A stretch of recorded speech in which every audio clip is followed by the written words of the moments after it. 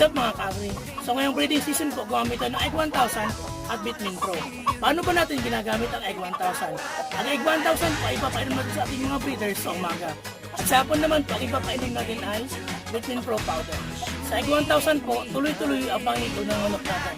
At sa Bitmin Pro naman, lamang sa kalusugan ang mga manok natin. So bakit po importante na magbigay tayo ng Egg 1000? Dahil ito po ay may vitamin B complex, vitamin E, zinc oxide, selenium at folic acid na napaka-importante sa ating mga breeders. Ano ang pagkagandahan ng pagbibigay ng Bitmin Pro? Ang Bitmin Pro kasi ay merong multivitamins, minerals, B-complex, electrolyte, amino acid, and probiotics na kailangan po ng manok natin during breeding season para po maiwasan nilang stress at maganda po yung performance nila sa breeding. So yun lamang po, gumamit tayo